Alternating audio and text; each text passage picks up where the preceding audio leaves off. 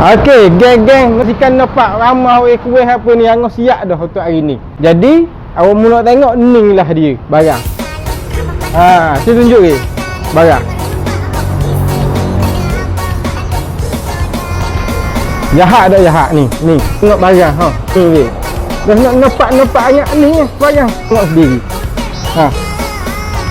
Barang limited edition Vacuo dari segi pak udang, body U itu rasa. Kalau nak